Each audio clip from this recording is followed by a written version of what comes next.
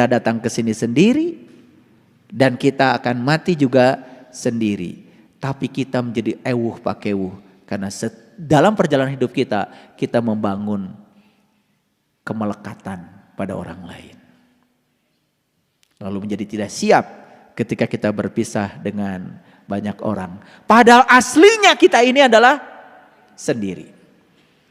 Makanya belajar untuk mengasingkan diri jadi orang asing. Belajar dalam kesendirian. Tapi bukan berarti kalau kita sudah merasakan kenikmatan dalam kesendirian, kita menjadi orang yang egois. Tidak. Percaya sama saya. Begitu kita sudah menemukan kenikmatan dalam kesendirian, maka kita akan menjadi penuh welas asih, penuh cinta. Bahkan itu yang dilakukan oleh para nabi, para rasul. Menyendiri dulu untuk membagikan cinta kasih pada orang banyak. Nabi Muhammad pun sendiri dulu 15 tahun di Gua Hiro. Menemukan dulu kenikmatan dalam kesendirian. Itu berarti mengasingkan diri? Berarti kalau mengasingkan diri jadi orang asing? Gitu. Kalian mau terus dalam kerumunan? Silakan aja. Apa hasilnya dalam kerumunan? Maaf ya, saya kasih tahu. Apa yang didapatkan oleh kita ketika kita terus menerus dalam kerumunan? Ayo, bisa menjawab? Kalau tidak saya tunjukkan. Hasil akhir dari terus menerus dalam kerumunan dalam 90% tadi, kasiro tadi. Yang pertama adalah kesengsaraan. Betul? Perlu saya buktikan? Ayo. Kita membangun kemelekatan dengan orang dalam kerumunan. Sederhana aja, kemelekatan dengan anak, kemelekatan dengan pasangan, kemelekatan dengan uang. Terus membangun berbagai macam kemelekatan. Ketika kita sudah melekat, apa yang terjadi? Takut kehilangan yang kita sudah melekat padanya. Rasa takut yang menyiksa kita karena takut kehilangan yang kita melekat padanya menimbulkan kesengsaraan apa tidak? Betul? Jadi ada kata-kata bijak tadi itu yang disampaikan sahabat kita di WA Group yang membuat kita menderita bukanlah kenyataan, tapi yang membuat kita menderita adalah penolakan kita terhadap kenyataan yang ada. Kenyataan itu tidak bisa membuat kita menderita, tapi sikap kita terhadap kenyataan itu yang membuat kita menderita. Sakit itu alamiah. Rasa sakit yang kita rasakan juga alamiah. Tapi penderitaan karena rasa sakit itu pilihan. Maaf ya. Saya juga pernah sakit. Sampai saya harus kehilangan satu ginjal saya. Dan sekarang hidup saya dengan satu ginjal. Ratusan pembuluh darah di sini disobek untuk mengambil bagian ginjal kanan saya yang sudah tidak berfungsi. Kenapa saya mengalami itu? Ya, itulah resiko yang harus saya ambil. Karena saya saat itu masih hidup dalam ketidaksadaran. Akibatnya harus kehilangan satu ginjal untuk mencapai sebuah kesadaran baru. Kata dokter, setelah diambil ginjal, Bapak harus istirahat 3 bulan. Batin saya mengatakan, ini tidak disampaikan ke dokter saya untuk menghormati beliau. Itu kekhawatiran. 3 hari saya dari rumah sakit, semuanya udah saya cabut selang-selang itu. Dan saya pulang ke rumah. Dokter mengatakan perlu ada asisten di rumah untuk ganti perban karena dari sini memanjang ke sini operasinya. Tidak, saya bilang, saya bisa sendiri. Dan 2 minggu setelah itu saya sudah mulai aktivitas saya. Saya pergi ke Samarinda. Belum ada tol dari Balikpapan ke Samarinda. Dari Balikpapan ke Samarinda itu 6 jam. perjalanan. Dan saya tidak merasakan sakit sampai sekarang. Jadi sakit itu adalah alamiah. Tetapi penderitaan karena sakit itu pilihan. Kita mau menderita karena sakit atau tidak, itu pilihan kita. Dan saya tidak mau itu. Saya setting pikiran saya. Bahkan sampai sekarang, kalau saya habis meditasi, saya suka usap bagian belakang ginjal saya. Dan saya mengatakan, terima kasih kedua ginjalku. Dan saya selalu mengatakan, terima kasih kedua ginjal. Saya tidak merasa ginjal saya satu. Saya usap dua-duanya, terima kasih kedua ginjalku. Terima kasih keduanya. Makanya kalian naik gunung selalu kalah sama saya, bukan? Banyak yang kemarin pergi ke Jelekong.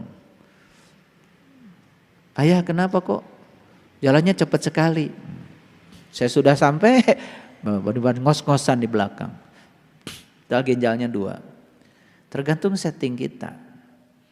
Kita mau menua dengan lemah, kita mau menua dengan kuat, tergantung setting pikiran kita. Kalau kita mengatakan saya di masa tua akan lemah, akan lemah. Tapi kalau dikatakan saya di masa tua akan dewasa, akan matang, akan bijaksana, terus yang dimunculkan di pikiran kita kata-kata yang menguatkan, kita akan menua dengan kuat. Percaya deh sama saya. Paham sampai di sini? Jadi dalam kerumunan ada apa tadi?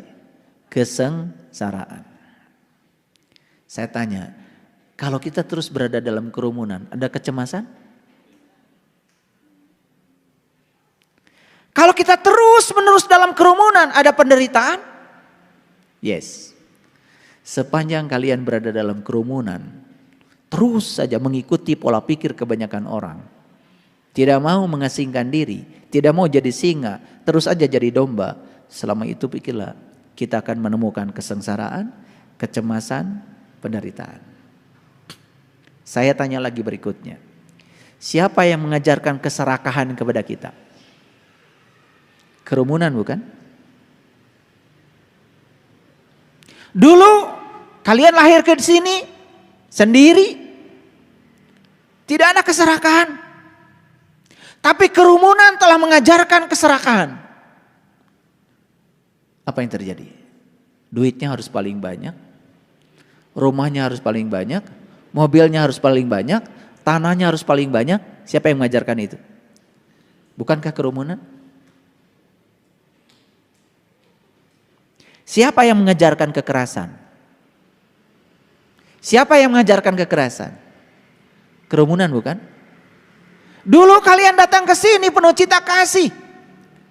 Tapi ayahnya, ibunya pertama kali yang mengajarkan kekerasan.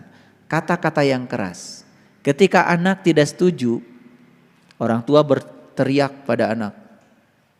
Kata-kata kotor muncul dari ayah ibunya. Masuk ke mana? Siapa yang mengajarkan kekerasan? Lihat sekarang di televisi. Ayah bisa dibunuh oleh anaknya. Seorang nenek bisa membantai cucu-cucunya sendiri. Ada tuh. Baru terjadi di Bandung Barat. Siapa yang mengajarkan kekerasan? Bukankah kerumunan juga? Siapa yang mengajarkan ambisi? Siapa mengajarkan kebencian? Siapa yang mengajarkan keinginan yang terus-menerus tentang masa depan? Siapa yang mengajarkan kita menjauh dari masa kini? Siapa? Siapa? Semua dari kerumunan. Dari hubungan kita dengan orang lain. Baik, sekarang saya akan tunjukkan bagaimana kita bisa keluar dari kerumunan. Oke. Tahu surat Al-Kahfi? Tahu surat Al-Kahfi? Cerita tentang apa? Tentang gua. Tahu gua? Orang Jakarta itu keren banget. Bilang dirinya sendiri, gua. Jadi mana gua? Nih gua. Gue. Gak usah jauh-jauh ngaji. Jadi gua itu apa? Gue. Aku. Saya. Jadi surat Al-Kahfi cerita tentang gua. Cerita tentang siapa? Tentang perjalanan meniti ke dalam diri. Tentang melihat ke dalam diri, mendengar ke dalam diri, mendengarkan suara kita sendiri, merasakan napas kita sendiri, itu urusan gua itu. Kalau dibongkar surat Al-Kahfi dari ayat 1 sampai ayat 110, isinya sebetulnya adalah perintah untuk meninggalkan kerumunan. Perlu saya buktikan? Mari kita buktikan.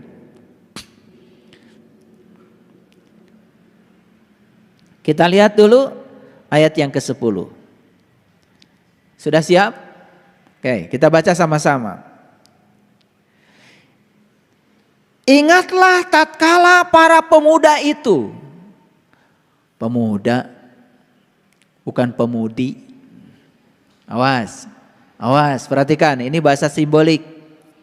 Jadi kalau di Quran ada kata-kata laki-laki, itu pasti urusan rohani. Kalau di Quran ada kata-kata perempuan, wanita, itu pasti urusan jasmani. Makanya aku ciptakan manusia berpasangan, itu bukan suami istri. Azwaja, pasangan, itu adalah ruhani dan jasmani. Jadi semua kita itu sudah sempurna sejak dari lahir. Kalau nikah, bersuami, beristri, itu pilihan. Boleh nikah, boleh enggak masalah. Rabi'ah Al-Adawiyah, seorang wanita suci di zamannya, memilih untuk tidak menikah. Karena tidak ada laki-laki yang bisa menjawab pertanyaan dia. Termasuk seorang sufi besar, sekelas Hasan Al-Basri di zamannya. Saat melamar Rabi'ah Al-Adawiyah, dikasih pertanyaan sama Rabi'ah. Apa pertanyaannya? Wahai Hasan Al-Basri, kalau kamu mau jadi suami saya, tolong jawab pertanyaan saya. Kalau kamu bisa menjawab, saya akan terima lamarannya. Rabi'ah Al-Adawiyah tidak terima mas kawinnya itu emas. Tidak terima mas kawinnya uang. Beda sama kalian. Minta mas kawinnya adalah jawaban atas pertanyaannya. Itu mas kawinnya. Luar biasa itu. Belum pernah saya mendengar lagi. Ada wanita di masa kini minta mas kawinnya jawaban atas pertanyaan. Apa pertanyaannya? Pertanyaan Rabi'ah, wahai Hasan Al-Basri, kalau saya nanti mati, saya masuk surga atau masuk neraka? Diam, Hasan Al-Basri tidak bisa menjawabnya. Kata Rabi'ah, satu pertanyaan itu saja kamu sudah tidak bisa menjawab. Aku tidak menyampaikan pertanyaan yang lain. Ada pertanyaan Rabi'ah yang kedua. Saat nanti sakaratul maut, apakah saya selamat atau celaka? Hasan Al-Basri tidak bisa menjawab. Bagaimana kamu bisa membimbing saya istrimu? Kalau kamu tidak bisa menjawab ini, berarti kamu belum tahu. Belum bisa menjawab pertanyaan tentang dirimu sendiri. Akhirnya tidak jadi. Rabi'ah memutuskan tidak menikah. Wanita soleh di zamannya. Rabi'ah, wanita sufi yang sangat luar biasa. Saya sudah pergi ke Yordan. Saya sudah pergi ke sana, ke Palestina. Ya. Di apa itu? Di kebun zaitun itu. Ada rumahnya Rabi'ah Al-Adawiyah. Itu terkenal, rumahnya itu cuman 1 kali 2 meter saja. Karena apa? Rabi'ah kan terkenal dengan kata-kata bijaksana. Jika aku ibadah kepadamu karena mengharap surgamu, jauhkan surga dari diriku. Jika aku ibadah kepadamu karena aku takut nerakamu, masukkan aku dalam neraka itu sendirian. Bengkakkan tubuhku, biar tubuhku saja yang jadi penghuni neraka itu. Tapi satu permintaanku Tuhan, janganlah Engkau halangi agar aku bisa selalu melihat kemuliaan wajah.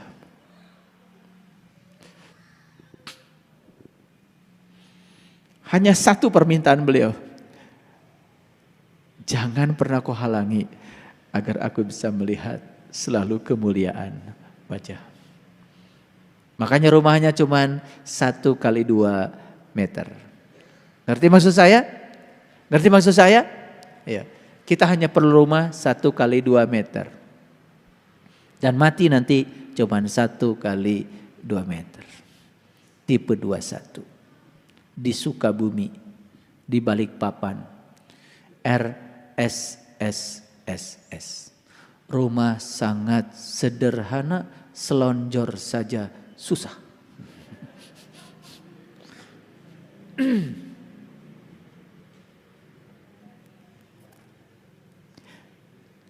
Apakah beliau tidak mendapatkan tantangan di zamannya?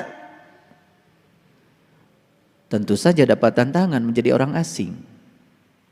Mengambil sebuah pilihan yang berat. Tetapi kalau tinggal dalam kerumunan terus menerus, akan punya pola pikir kerumunan. Oke, lihat saya semuanya. Jadi kenapa pemuda? Pemuda itu lambang dari rohani. Yang harus diperjalankan oleh Bapak Ibu bukan jasmani. Rohanimu itu, jiwamu itu, perjalankan. Laki-lakimu itu perjalankan. Makanya menjadi sangat masuk akal. Ketika kita haji kan perjalanan spiritual. Makanya saat haji yang pakai ihram cuman laki-laki. Karena yang bisa disucikan cuman jiwa. Tubuh tidak bisa disucikan. Air kencing aja masih tersisa di dalam. Berak aja masih tersisa di dalam. Kalian aja so suci. Awas.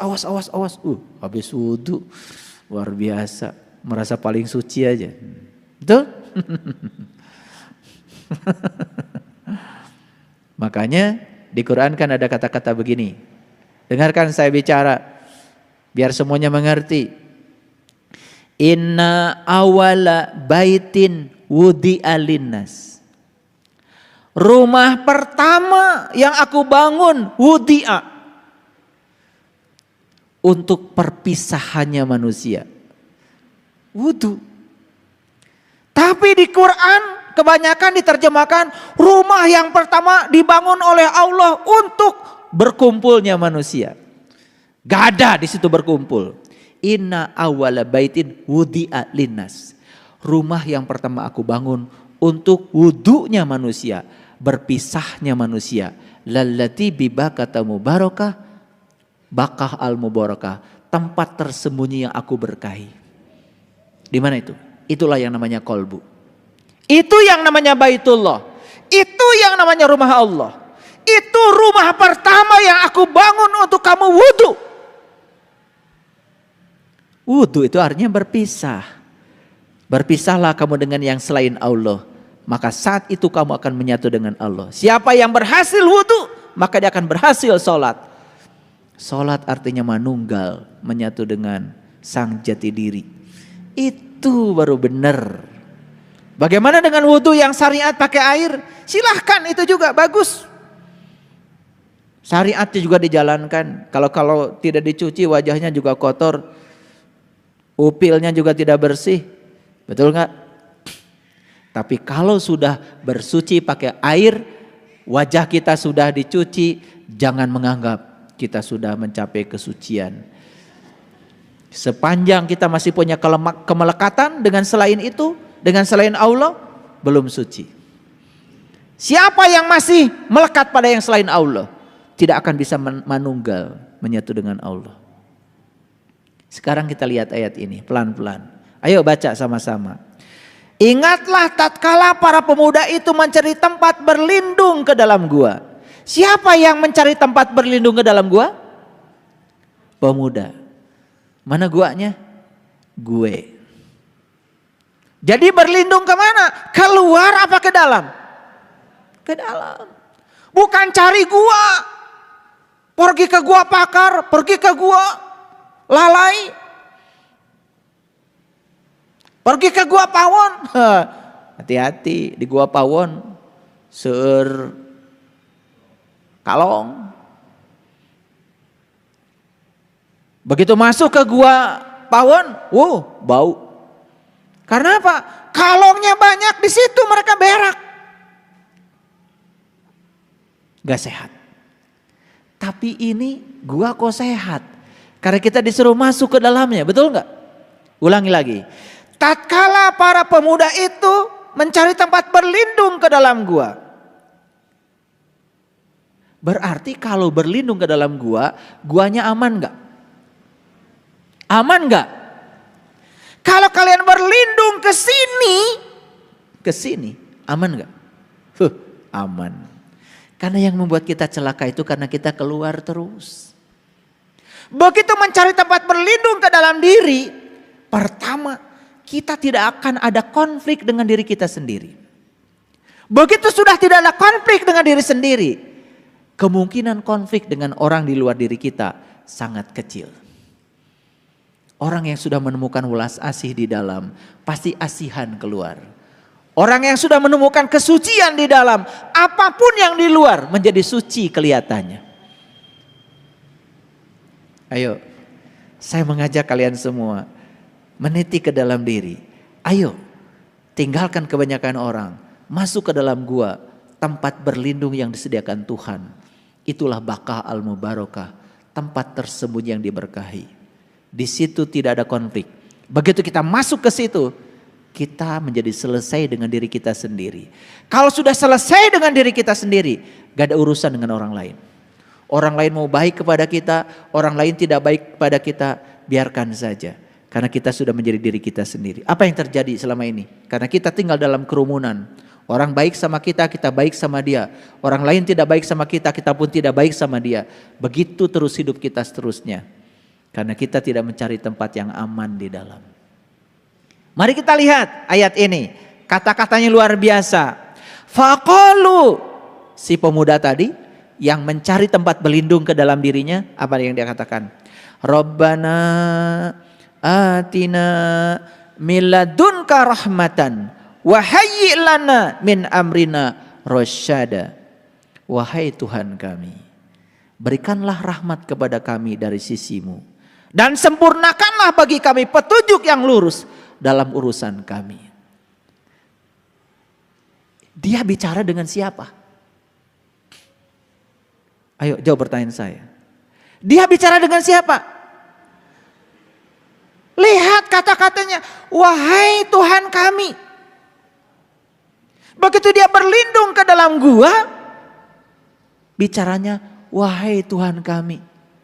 Berarti ketemu Tuhan? Ketemu Tuhan? Jelas banget. Jelas ini bukan gua yang di Yordan. Dan diklaim gua Al-Kahfi itu yang di Yordan. Akhirnya kita semua ke sana. Mau meluangkan uang 40 juta hanya untuk melihat gua yang sempit di sana. Tapi kita tidak mau melihat gua yang luas dalam diri kita walaupun gratis. Makanya kata Nabi, ilmu ini jika aku tawarkan kepada mereka yang tidak mencarinya, gratis saja belum tentu mau. Itulah manusia kadang-kadang konyol. Begitu punya foto, lagi berfoto di sana, di gua yang di sana yang sempit. Saya udah ke sana sama istri saya. Karena saya apa? Saya tidak mau ngomong, tapi saya belum membuktikan. Saya ngeluarin uang untuk itu. Begitu sampai di sana, ternyata sempit guanya. Padahal di Quran dikatakan dalam gua itu ada matahari terbit. Gak ada di sana. Poek. Mari kita lihat ayat ini. Ulangi lagi. Begitu dia masuk ke dalam gua, si pemuda ini ngomong apa? Rabbana, ya Tuhan kami. Gak mungkin ngomong gitu kalau gak jumpa dengan Tuhan. Gak mungkin ngomong begitu kalau tidak berjumpa dengan jati dirinya sendiri. Masuk akal? Makanya kritis dong kalau ngaji itu. Biar pinter dikit. Dikit aja dulu pinternya, gak usah banyak-banyak. Begitu dia masuk ke dalam gua, doanya begitu. Berarti gua tuh apa? Gua itu adalah tempat pertemuan. Antara siapa? Antara Nur Insan, Nurullah, Nur Muhammad. Tempat melakukan syahadat sejati yang sebenarnya. Makanya doanya Rabbana atina min ladunka rahmatan wa hayyi' lana min amrina rasyada Rosyada, rosyid, irsyad jadi mursyid. Jadi sebenarnya rosada itu artinya adalah cerdas. Jadi si pemuda ini masuk ke dalam gua, ingin jumpa dengan yang maha cerdas supaya dia jadi cerdas. Makanya siapa yang sering berkunjung ke dalam diri sejatinya, mengunjungi diri sejatinya, pintar jadinya. Pintar tanpa belajar, cerdas tanpa berlatih. Tahu-tahu Quran ngerti aja. Karena itu sudah janji Allah, inna alaina jam'ahu wa qur'anahu. Aku akan kumpulkan Al-Quran di dalam dadamu. Itu janji Allah dalam kesadaran. Clear sampai di sini. Jadi orang ini pergi kemana? Ke gua. Meninggalkan siapa? Kerumunan. Akan dianggap orang asing? Mungkin awalnya. Tetapi ketika dia sudah berkunjung ke dalam gua, bertemu dengan yang pemilik gua, dia menyerap sifat-sifat yang ada pada sang pemilik gua itu, maka dia tahaluk bi ahlakillah. Walasan, asihan, peduli, itu hasilnya. Itulah Nabi Muhammad, itulah Nabi Isa, itulah Nabi Musa, itulah Nabi Ibrahim, itulah Nabi Musa. Mereka semua masuk dulu ke dalam gua, menemukan jati dirinya. Begitu sudah keluar dari gua, bukan jadi orang asing lagi. Bahkan dia bisa memberikan kedamaian dan ketentraman sama kerumunan. Sampai di sini ngerti? Oke, lanjut dulu. Jangan dulu puas. Kemudian Allah mengatakan, maka kami tutup telinga mereka beberapa tahun dalam gua itu. Ditutup apanya? Telinganya. Coba kalau ditutup telinga apa? Hening, bening. Suara dari luar yang membuat pikiran kita terganggu. Hening, bening. Ini Quran. Jadi jelas ya. Guanya bukan yang di luar kita. Guanya ditutup oleh Allah telinga mereka beberapa tahun.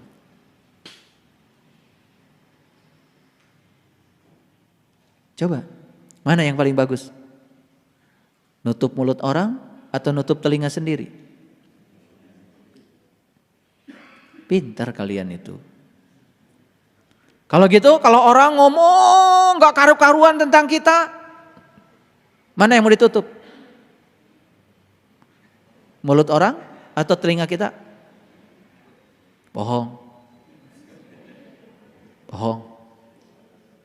Masih pencemaran nama baik. Lapor sana, lapor sini, jika perlu bayar pengacara. Itu namanya belum tutup telinga. Karena kalian ingin membungkam mulut orang. Saya tanya, itu mulut orang di mana adanya? Mulut orang di mana adanya? Di orang. Bau apa wangi? Sudah mulutnya di bawah orang, yang kedua bau. Buat apa? Jadi tutup mulut orang atau tutup kuping sendiri? Kalau tutup kuping sendiri kan gampang. Kupingnya dibawa-bawa oleh kita. Dekat lagi. Tinggal tutup aja. Sesederhana itu.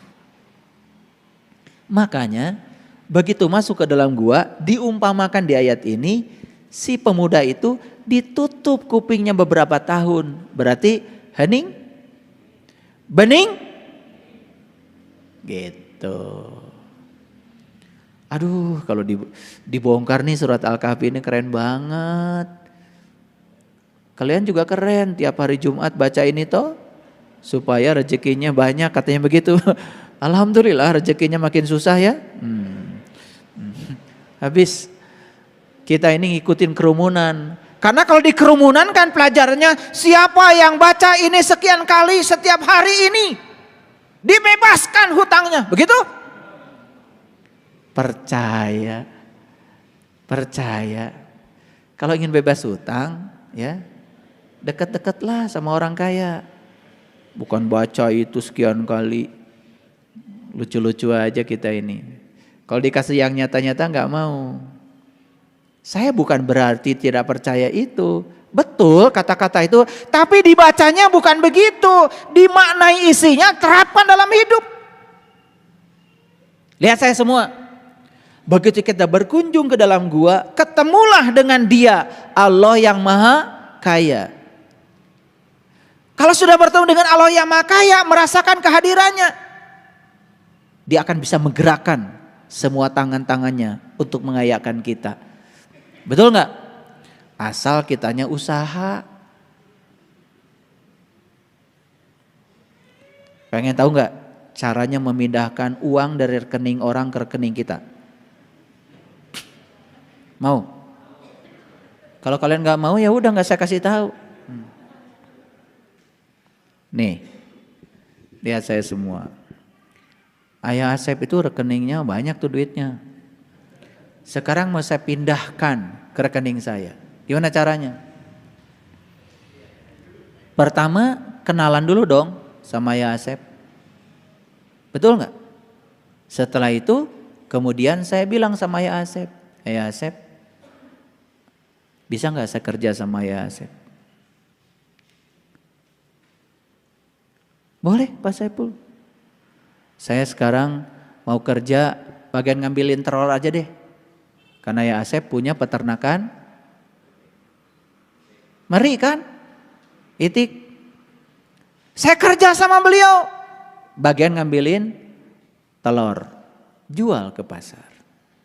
Setorkan sama Ayah Asep. Sebulan itu uang dari rekeningnya Ayah Asep pindah ke rekening saya. Nyata apa tidak? Melanggar hukum apa tidak? Gitu aja. Gampang kok. Terus aja habis sholat minta rezeki sama Allah. Kata Allah, rezeki mah Ayah Asep.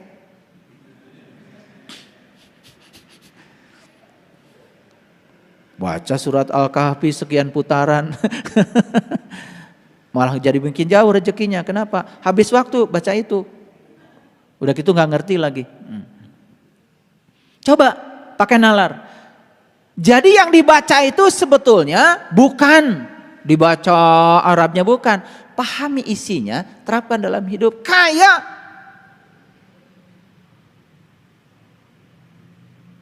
Ngeri maksud saya? Jadi hari ini saya kasih tahu cara memindahkan uang dari rekening orang. Bunda Yani itu di rekeningnya banyak